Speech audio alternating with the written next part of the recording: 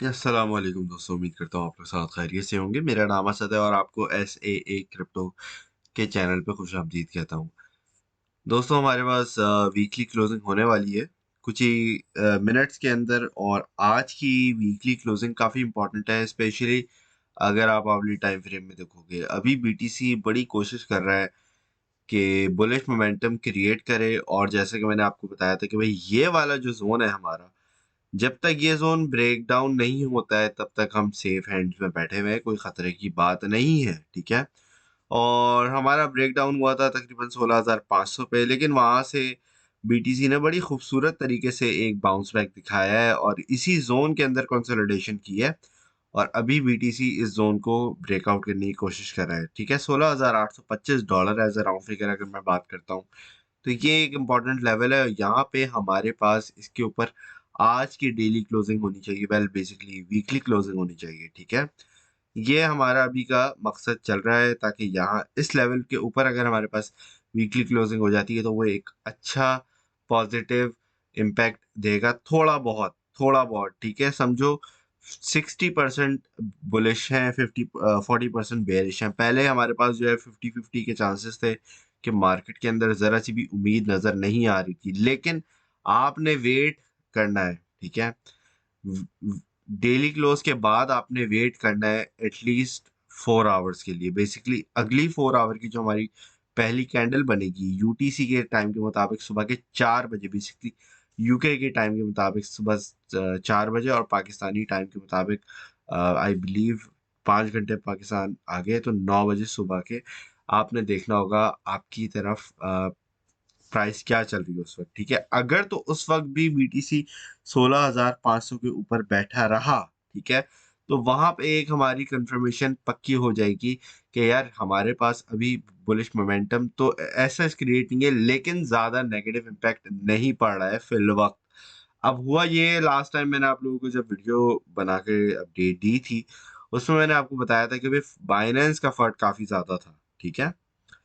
अब बाइनेंस का फंड जो है वो थोड़ी तरफ जो है वो जान भी पकड़ रहा है, लेकिन थोड़ी तरफ जो है वो वीक भी हो रहा है। हो ये रहा है कि लोग जो है ना वो ऑलरेडी अलर्ट हो गए, और लोगों ने बहुत सारे प्रिकॉशंस लेना शुरू कर दिए हैं। अब हो क्या सकता है हमारे पास, देखो, बाइनेंस अगर तो तबाह और बर्बाद हो जाता है दुनिया भर का पैसा लेके, तो वहां पे बहुत नेगेटिव इम्पैक्ट पड़ता है, ठीक है? वो समझो वर्स्ट केस सिनेरियो हमारा होता है। लेकिन अब क्या हुआ है, अब जब लोगों ने देखा है कि भाई बाइनेंस पे ये है, बहुत सारे लोगों ने, इवन मैंने आपको भी बोला है कि भाई आप लोगों ने हर एक्सचेंजेस से पैसे निकाल दो, भले डजेंट मैटर बाइनेंस है, OKX है, क्यू कॉइन है, कोई भी आपका बड़ा एक्सचेंज है, ठीक है? ये जितने भी बड़े एक्सचेंज है, एल बैंक, बिटगेट, सारे आपके कभी भी भाग सकते हैं, कोई भी कभी भी भाग सकता है, कॉइन बेस से लेके आपका crypto.com भी, ठीक है? और लैंडिंग प्लेटफॉर्म्स स्पेशली नेक्सो की तरह जो है, उनसे थोड़ा बच के रहना है, ठीक है? क्यों? मार्केट के अंदर आपको पता है FTX जैसा जब कोई भाग सकता है तो आपने वहां पे अपना पोर्टफोलियो संभाल के रखना है।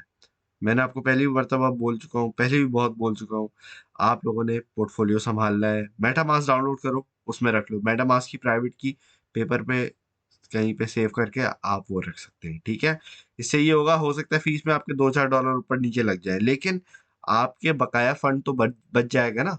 तो यहाँ पे आपने अक्लमंदी का काम करना है और सारे अपने फंड्स बाहर निकाल लेने हैं।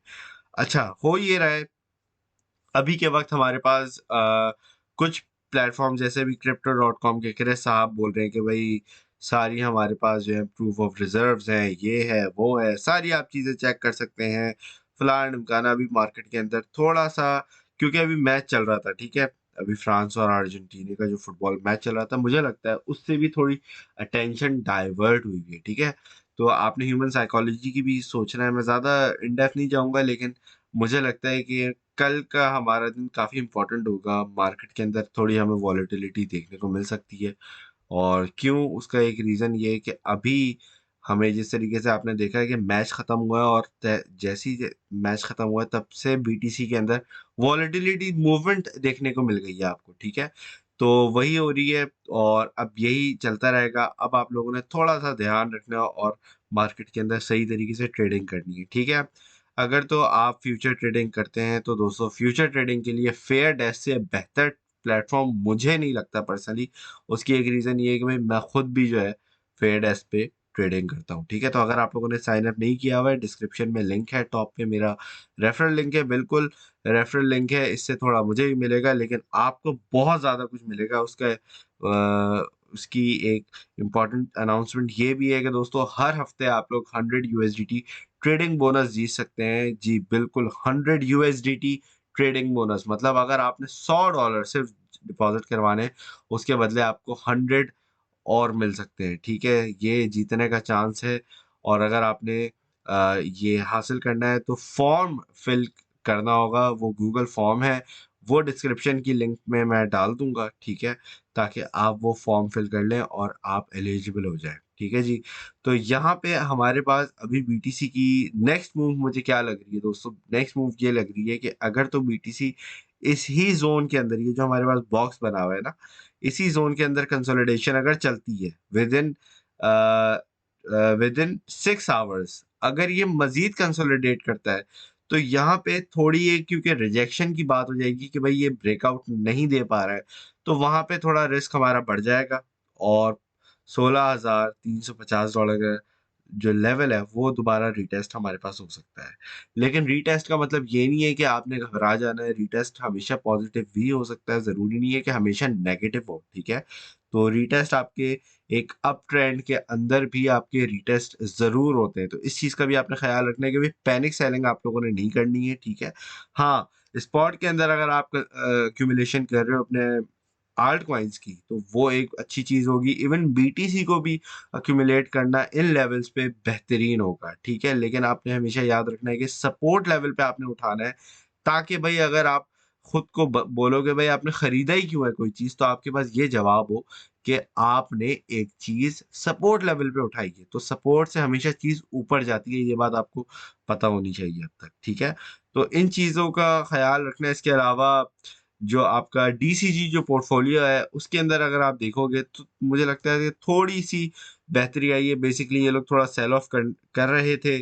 ऑब्वियसली मार्केट के अंदर आपको पता है सिचुएशन बाइनेंस की वजह से भी ख़राब चल रही थी, तो ऑब्वियसली नेगेटिव पे negative impact, basically double impact, negative impact पड़ा है, जिसमें ऑब्वियसली सबसे ज़्यादा फिल कॉइन जो है इसने मार खाई है। इसके अलावा और भी जो कॉइन्स है, फ्लो ने भी काफ़ी ज़्यादा डाउन आया है। आप देख सकते हैं कि फ्लो भी तकरीबन 22% अभी डाउन आया हुआ है, अगर हम 7 डे का इसका चेंज देखते हैं, और फिल जो है वो 28% डाउन आया हुआ है। ठीक है, इसके अलावा माना ने भी काफ़ी ज़्यादा, बेसिकली जो भी आपके बड़े प्रोजेक्ट्स हैं उन्होंने ज़्यादा मार खाई है, जाहिर सी बात है, क्योंकि जितना बड़ा कोई प्रोजेक्ट होता है उसी के अंदर उतनी ही ज़्यादा इन्वेस्टमेंट लोग करते भी हैं। ठीक है, ओवरऑल घबराने की बात नहीं है। अगर तो आप कोई लेवल को बाइंग करना चाहते हो तो डेफिनेटली कर सकते हो। जिस तरीके से मैंने आपको कहा था कि भाई $800 बिलियन का हमारे पास जो है ना यहाँ पे सपोर्ट लेवल बैठा हुआ है।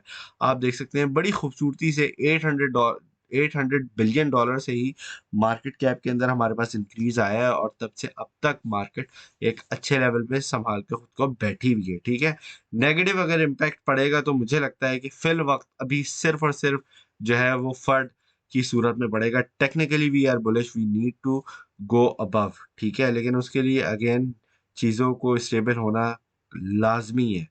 तो होपफुली इससे आपको करंट मार्केट की सिचुएशन का मज़ीद आइडिया हो गया होगा। फिर आप लोगों से नेक्स्ट टाइम मुलाकात होगी। आप लोग अपना ख़्याल रखिएगा, दुआ में याद रखिएगा। अल्लाह हाफ़िज़।